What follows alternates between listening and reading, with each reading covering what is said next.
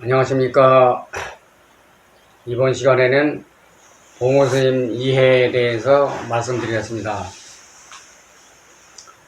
많은 사람들, 즉 2만여 명이 봉호스님 말씀을 듣고 또 공부하고 배우고 했는데, 그 많은 사람들이 봉호스님을 이해하는 그 내용이 다 각각 다르고 또 이해를 못하고 오해를 하고 해서 봉호스님 이해에 대해서 대강 말씀드리겠습니다.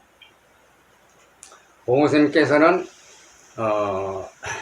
항상 공부했든지 그 밖에 우리가 해야 될 내용에 대해서 100% 말씀하시는 적이 거의 없습니다. 보통 60 내지 70% 정도만 말씀하시고 나머지 30%에서 40%는 우리의 몫, 즉 배우는 자의 몫입니다. 예를 들면은 구봉할아버지 유해비에 대한 내용입니다.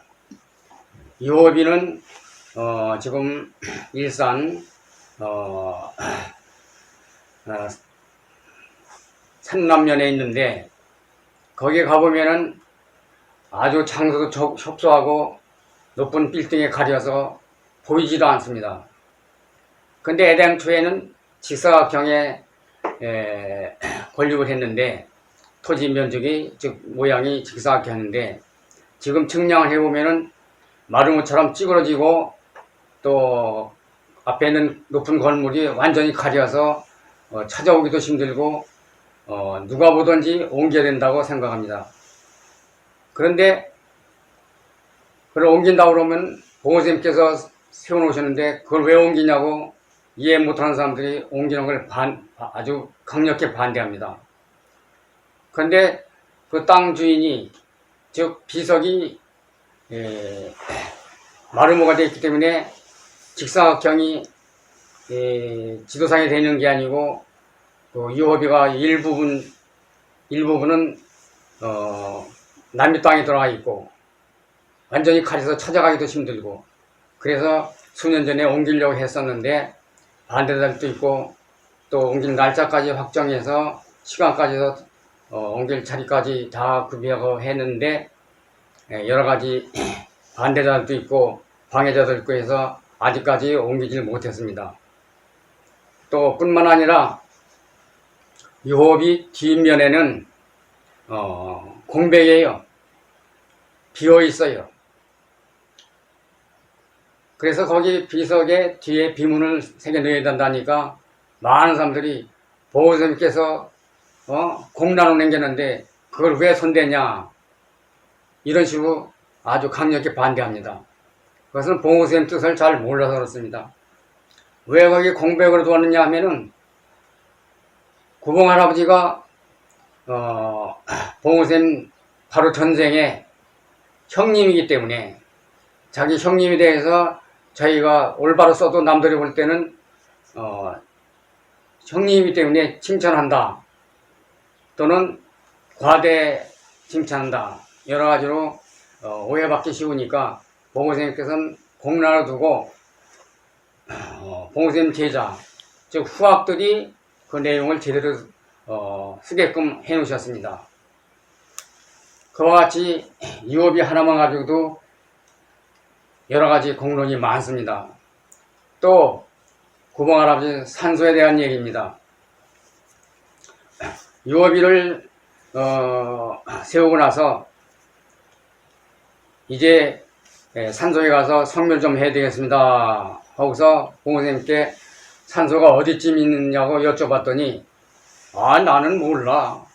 본 적도 없고 들은 적도 없고 가본 적도 없어. 그래서 어디에 있느냐고 여쭤봐도 힌트도 안 주십니다. 그래서 원장님께 여쭤봤더니 충청도에 있다 그래요. 그래서 내가 충청도 출신이니까 그 충청도에서 못 찾겠습니까? 그래서 고향에 가서 유지들한테 여쭤봤더니 당신 원당리에 있다. 어떻게 잘 아십니까? 했더니 내가 초등학교 다닐 때 소풍 가서 거기 풀도 뽑고 여러 가지 청소도 하고 그랬다. 그래서 가서 보니까 생각한 것보다는 상상외로 아주 초라하고 풀 속에 있고, 또 그 당시는 벌초도 안에서 쑥대밭이고 입구도 대나무밭, 풀밭 이것이 있어서 진입도 제대로 없고 아주 산소도 조그만하고 철학이 짝이 없었어요. 그래도 성별해야 되니까 봉선생님께 산소에 내서 이렇게 초라하고 가꾸지 않고 형편없더라. 그러나 그래도 우리 회원들 모집해서 제가 한 200명 동원해서 가려고 합니다. 거기서 200명을 동원했어요. 그랬더니 봉선생님께서 나도 가야지 하시면서 산소 가본 적도 없고 들은 적도 없다고 하시더니 먼저 도착하셨습니다. 그러니까 그건 무슨 얘기냐면은 나로 하여금 그 산소를 찾고 여러 가지 그 상황을 알도록 하기 위해서 봉선생님께서 모른다고 하신 겁니다. 그래서 산소에 갈 때는 그 당시에 좀 연정원에 문제가 있어가지고 제가 제기도 제가 선소장만하고 재물도 선소장만하고 도시락도 200개를 맞추고 버스 대절이며 뭐며 일체 아무도 손을 못 대게 하고 제가 다 하나서부터 끝까지 다 준비했습니다.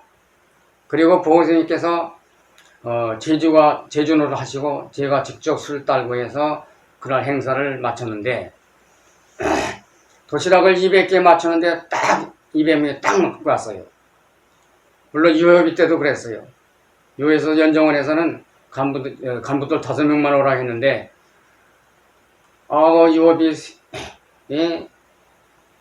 제막시 오기 전에 3일 전에 이상하게 봉선생님 댁에 가고 싶어서 봉선생님 때 들렸더니 준비 다 됐어.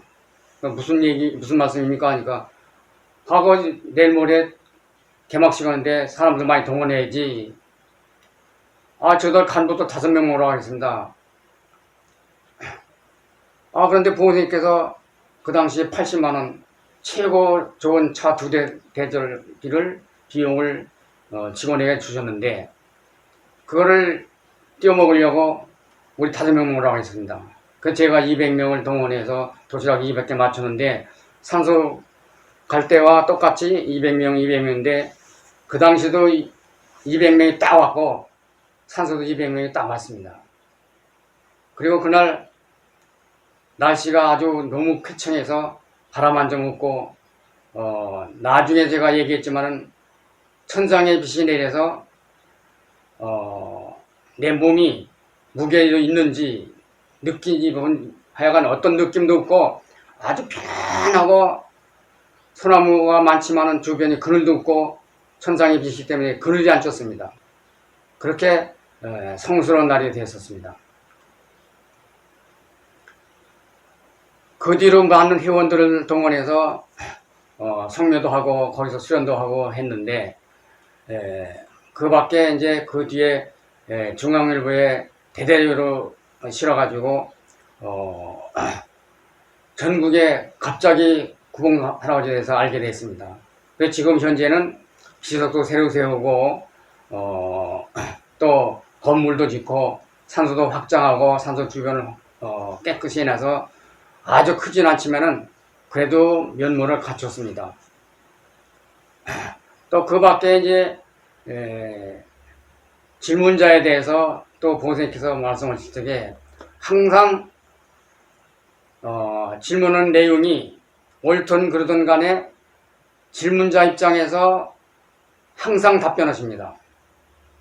그럼 예를 들면은 강의 시간에는 수십 명, 수백 명 놓고 강의하실 때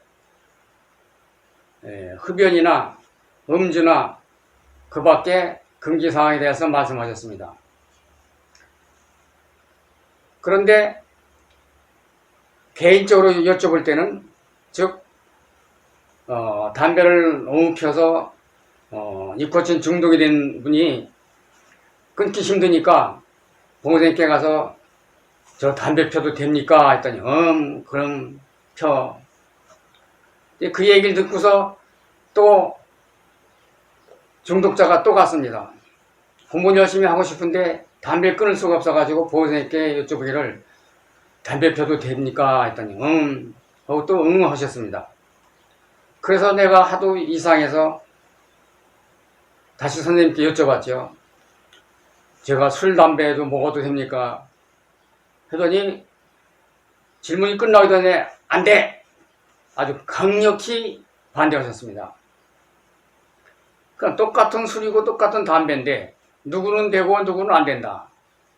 그러니까 묻는 자 입장에서 항상 답변하신 겁니다. 그래가지고 우리 회원들 중에는 옹호선생님께서 이건 이렇게 말씀하셨다, 저쪽에서 아니다 이렇게 말씀하셨다, 또 이렇게 하셨다, 각각 다 다투고 시시비를 가리려고 할 때가 있었습니다. 그것은 봉호선생님을 잘 이해를 못해서 그런 겁니다. 또 대표적인 것이 봉호수단기입니다. 수단기를 보면은 호흡법 소서가, 즉 호흡법 설명이기 때문에 최초의 입문자가 호흡법 소설을 읽어야 돼요. 그런데 호흡법 소설은 구개법문 끝난 뒤, 제일 뒤에 있습니다. 즉 구개법문 끝났다는 성인이 공부 경지가 다 이룬 사람이에요. 성인이 경지를 마친 사람이 호흡법 소설 호흡 설명을 볼 필요가 없죠. 그 밖에 순서가 안 맞는 것이 있고 좀 어색한 데 있고 그렇습니다. 그래서 그걸 수정을 해야 됩니다 했더니 모든 사람들이 보호선생님께서 해놓으신 것을 왜 수정하느냐 모두 반대를 했습니다. 그래서 내가 그 편집하는 분들을 다 잘 알기 때문에 그 당시 편집하기 전에 제가 연정은 입문했기 때문에 그 내용을 알죠. 그래서 이것은 편집해놓고 편집 다 해가지고 봉선생님께 보여드리면서 이렇게 해도 되지요 하고 질문했지 않습니까? 했더니 그렇다 이게요. 그러니까 봉선생님께서 하고 답하신 거지. 즉 편집 완료하기 전에 제품이 나오기 전에 이렇게 했는데 이 편집이 어떻습니까? 옳습니까? 또 손볼 때가 있습니까? 보충할 때입니까? 이렇게 여쭤봤으면은 봉선생님께서 확실하게 대답하실 텐데 다 해놓고 가서 자기들 생각에 이래도 될 것 같으니까 이래도 되죠 하니까 봉선생님께서 그래 하셨어요. 이와 같이 항상 질문자 입장 그렇게 봉선생님께서는 대답하십니다. 그래서 제가 근래는 다 수정해놨죠. 또 봉선생님 구봉 할아버지에 대해서 자꾸 강의하실 때마다 딴 분들이 강의하실 때마다 아성이라고 강의를 해요. 그래서 아니 대성일 가지고 왜 자꾸 아성이라고 합니다. 그렇게 폄하하면 안 됩니다. 내가 그랬더니 아니다. 봉선생님께서 아성이라도 된다고 하셨다. 그래서 내가 봉선생님께서는 녹취록이 한두 군데가 아니고 특히 백수산족의 고함에 여러 군데의 대성임을 밝히셨다. 그래서 어디에 이렇게 썼느냐 저한테 반문해요. 그래서 어디 몇 페이지에는 2000년에 제일 높은 분, 또 몇 페이지에는 4000년에 제일 높은 분, 또 어디에는 권노인이 강팔단인데 그 강팔단은 구봉할아버지는 아래요. 이렇게 써놓으신 데가 있어요. 그럼 강팔단보다 아래, 강팔단보다 높으면은 구봉할아버지는 강팔단보다 높으니까 강팔단보다 높으면 구단이라는 말씀이죠. 즉 대성이라는 말씀이죠. 그래서 그런 것을 여러 군데를 펴 보였어요. 백산적의 고함을 가지고 가서.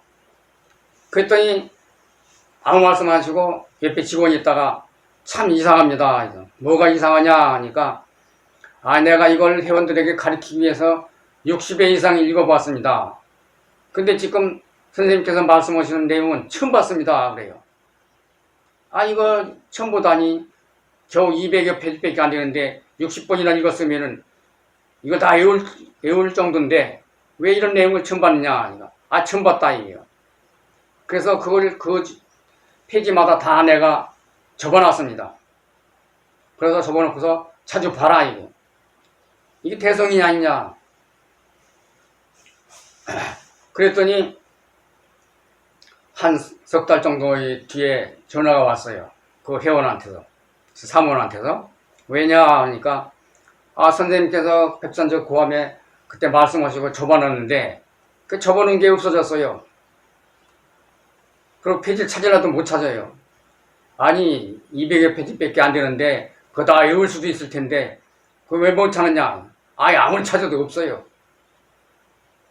그게 뭐냐면 경전이나 성인들이 말씀은 그 마음에 따라서 읽는 자 듣는 자의 마음에 따라서 들릴 수도 있고 안 들릴 수도 있고 보일 수도 있고 안 보일 수 있는 겁니다. 그래서 이만희 형이 봉선한테 즉 연정원에서 교육을 받았지만은 이만희 형이 다 각각 이해하고 공부하는 방법이나 느낌이나 무엇이 일체 똑같지 않습니다. 마치 우리 인류가 손금이 다 다르듯이 이 정신 공부 배우는 것은 다 그렇게 한 분이 가르쳐도 다 달게 들리고 달게 공부하고 진행이나 느낌도 그와 같이 다른 것입니다. 또 그 다음에는 연정원을 봉선생님께서 운영하시면서 연정원 수입이 그 당시 꽤 많았습니다. 한 번 회원 모집원은 100명 내지 200명, 300명 되는데 한 번 회비 비용이 100명이면은 1000만 원이요, 200명 2천만 원인데 그것도 1년에 한 달에 한두 차례씩 하고 또 부산에서 모이고 1년에 수십 차례씩 모이면은 수억 대가 넘습니다. 그런데 연정은 마이너스 2천만 원을 해놨어요. 그 봉선생님께서 불쌍한 사람들 둘을 데려다가 키워서 가르쳐서 다 성립시켜주고 또 그 두 분이 연정을 운영하면서 그 억대를 수억대를 다 횡령하고 마이너스 2천만 원 해놨습니다. 그리고 저보고 후원회장이 돼서 돈을 또 회비를 많이 걷어내라 이게요. 그런데 그런 내용을 회원들이 알고서 아무개가 공공 횡령입니다. 그러니까 봉선생님께서는 내버려둬 하시면서 제가 그 운영회를 조직해가지고 다시 다 회비를 기록한 회계나 또 서기도 뽑아놓고 지출, 수입 지출을 다 제대로 정리해 놓으니까 선생님께서는 기뻐하셨습니다. 또 그뿐만이 아니고 만수 한의원을 개설해서 무료로 65세 이상 70세 되는 걸 무료로 수십만을 치료해 주시고 또 수입도 대단히 많았습니다. 그런데 하루는 현찰을 200만을 준비해가지고 손에 가지고 계시오. 호주에 넣든지 싸가지고 가시면 될 텐데 어디다 놔둬도 될 텐데 손에 가지고 계세요. 그래서 왜 저렇게 현찰을 손에 꼭 쥐고 계실까 생각했는데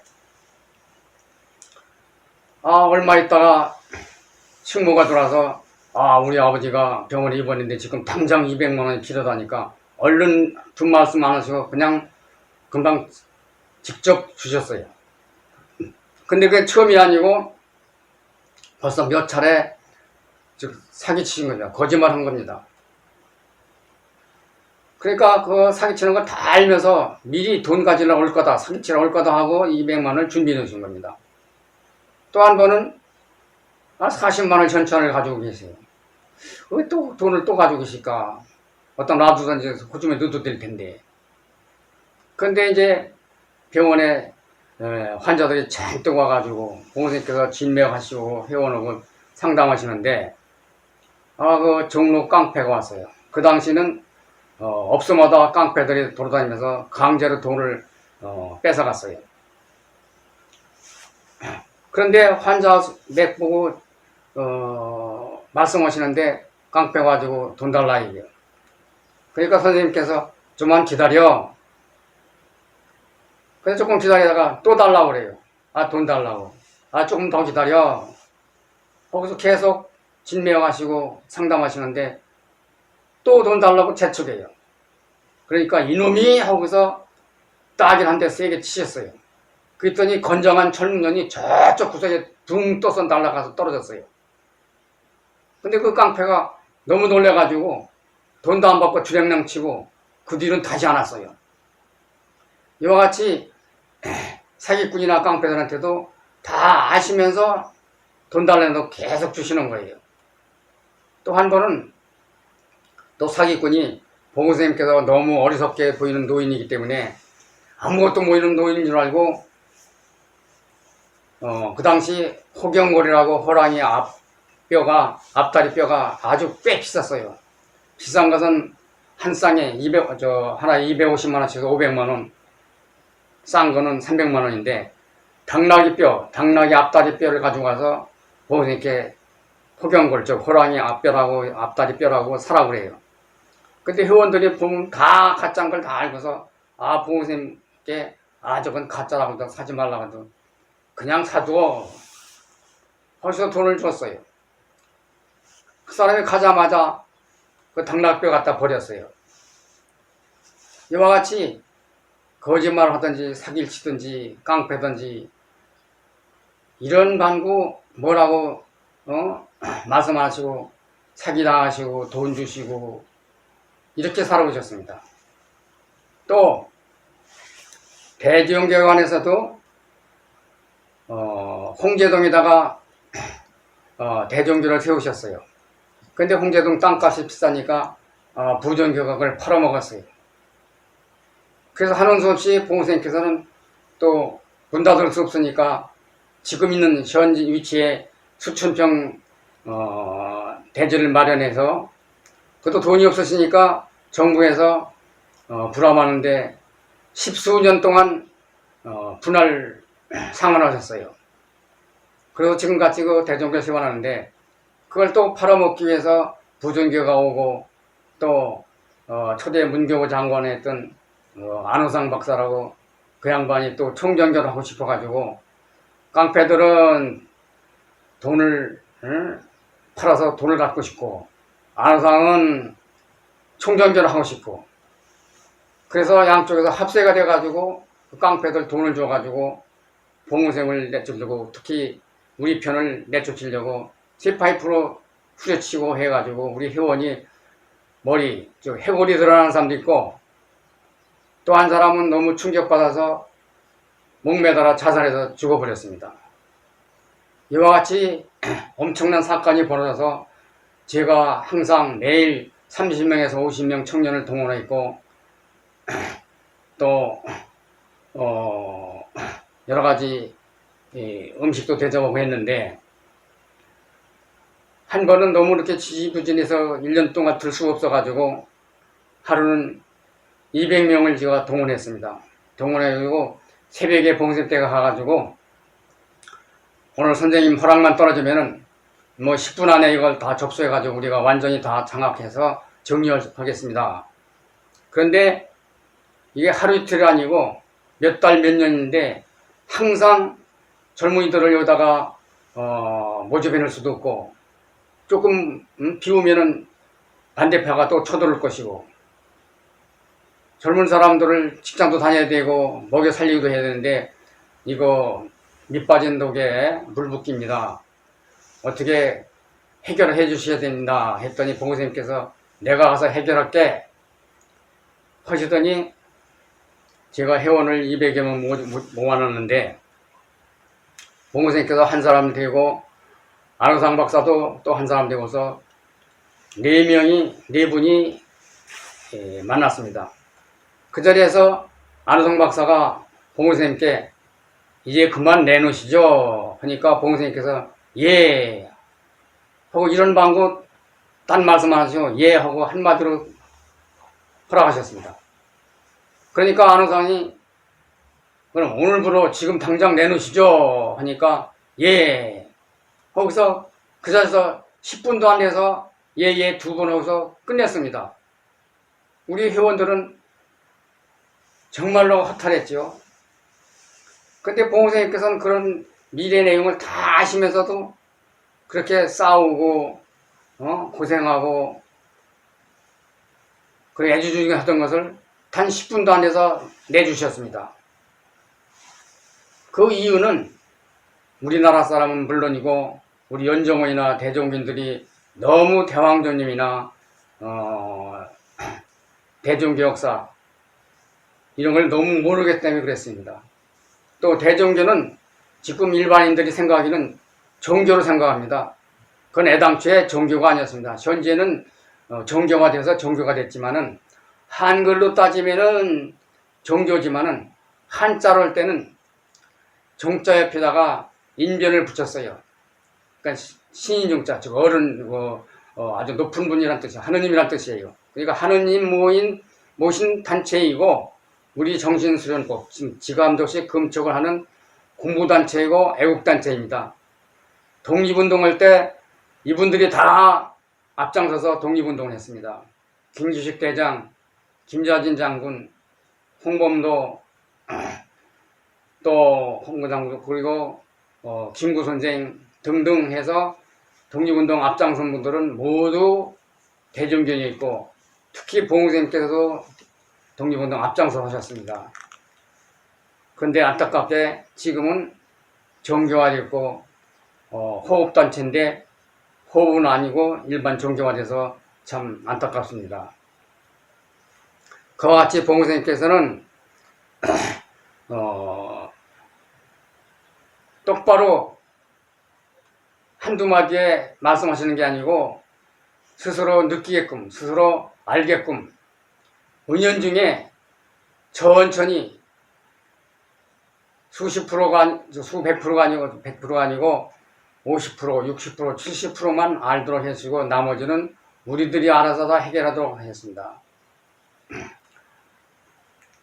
그리고 또 유도회, 그러니까 봉선생님께서는 대종교 총전교이시고 또 연정원 총재이시고 또 유도회 회장이셨습니다. 유도회는 유교죠. 유교가 성균관은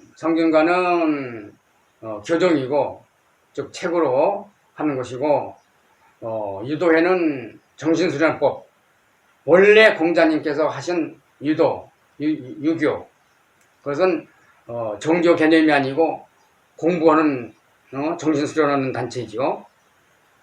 근데 양파 중에 유도회는 봉선생님께서 관장하시고 돈을 대셔서 그걸 운영하셨는데 그 봉선생님 바로 밑에 총무가 봉선생님께서 너무 어리석어 보이고 무식하게 보이고 순진해 보이니까 한자 내용을 봉선생님께 여쭤봤습니다. 근데 봉선생님께서는 난 몰라. 난 한문 배운 적이 없어. 천자문도 몰라. 그렇게 말씀하셨어요. 근데 그렇게 말씀하신 이유는 그 묻는 사람이 봉선생님이 어리석게 보이니까 테스트 하느라고, 즉 시험해 보느라고 여쭤본 거예요. 그러니까 그 사람 마음을 아시고서 모른다고 하신 겁니다.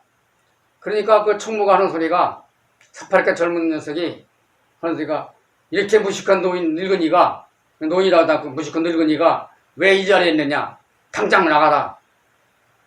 거기서 봉선생님을 내쫓으려고 봉선생님 밑에서 월급 받아오면서 살아가는 사람 주제에 봉선생님을 무식하다고 나가라고 그 뒤부터 계속 그랬습니다. 그러니까 어리석은 사람들은 봉선생님이 한없이 어리석게 보이고 머리가 열린 사람, 심한 열린 사람들은 봉선생님이 대성의로 보이는 겁니다. 그리고 또 그 다음에 이제 정치 얘기 조금 하면은 한 번은 김대중 후보, 김영삼 후보, 정주영 후보가 다 같이 대통령 출마를 했습니다.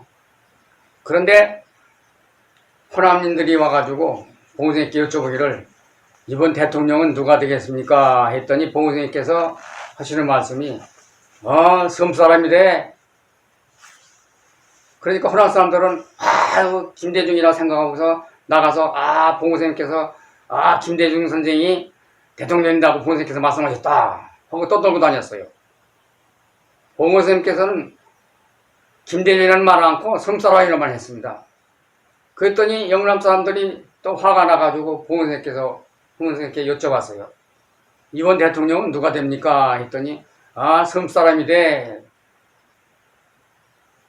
그러니까 영남 사람들이 자기들은 또 김영삼이만 거제도 즉 섬사람인 줄 알고 또 돌아다니면서 봉 선생님께서 김영삼이 대통령이 된다 했다 떠들고 다녔어요. 그런데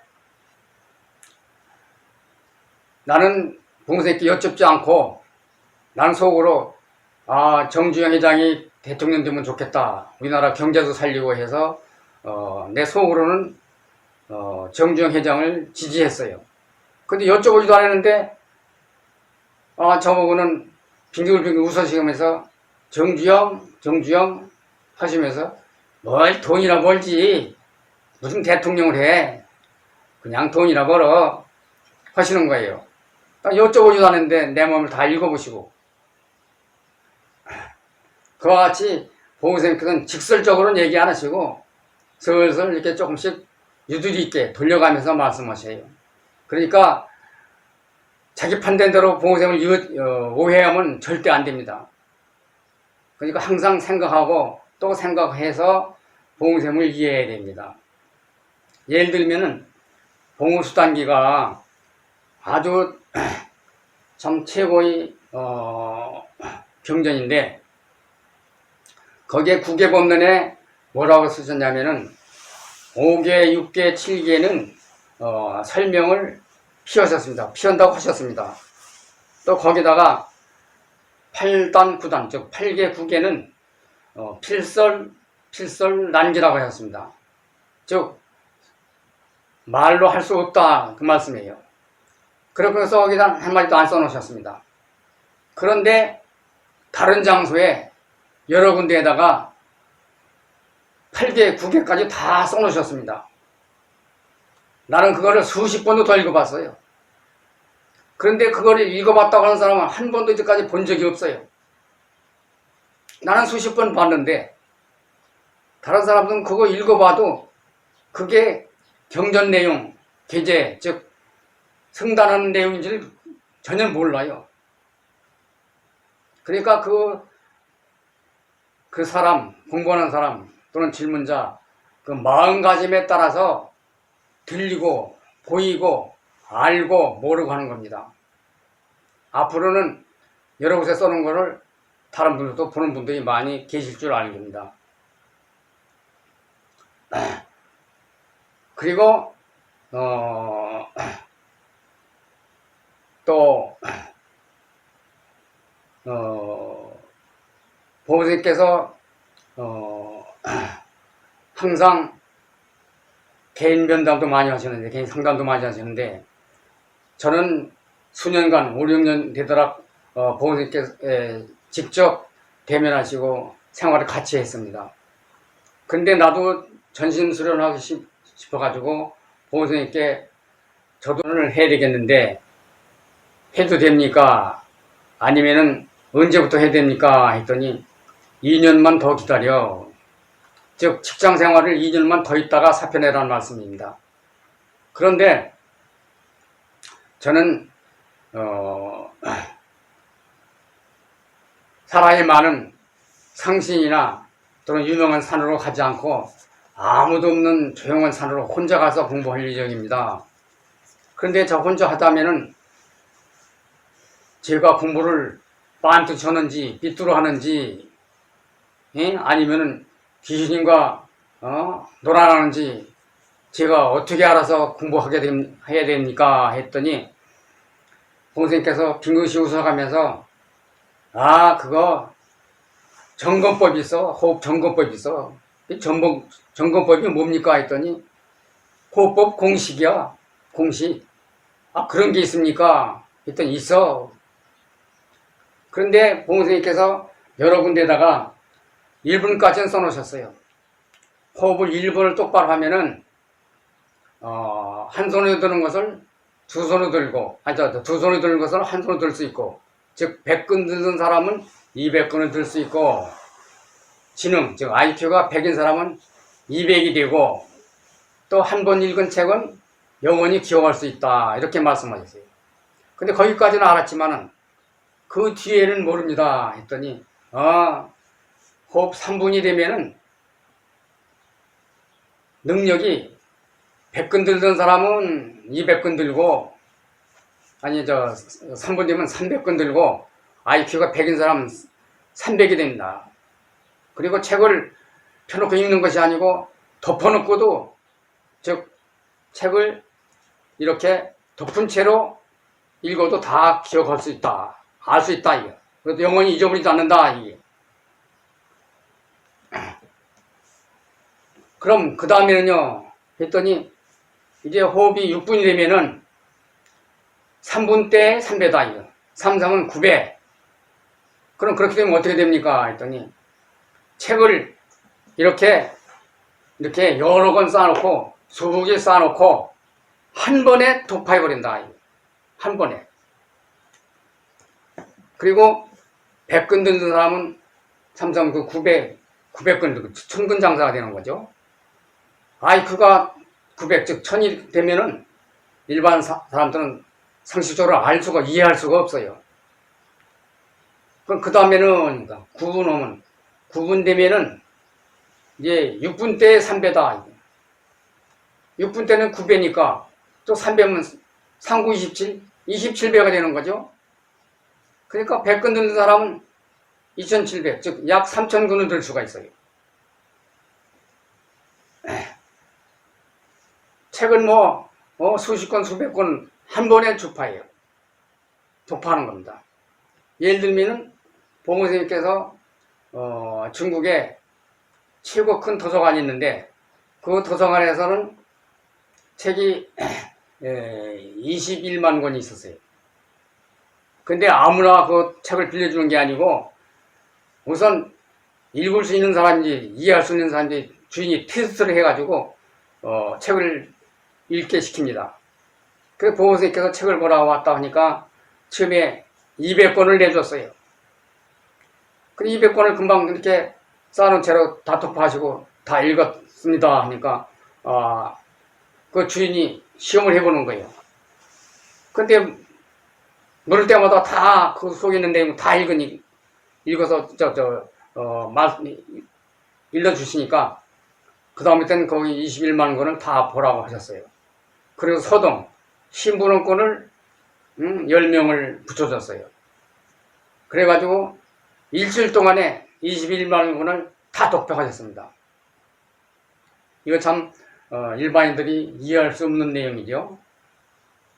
어쨌든 봉호쌤 능력이 그 정도이시고, 봉호쌤을 이해하려면 여러분들이 참 내용을 많이 읽고 보고 듣고 하시고 또 공부하고 또 이해하려고 자꾸 해야 됩니다.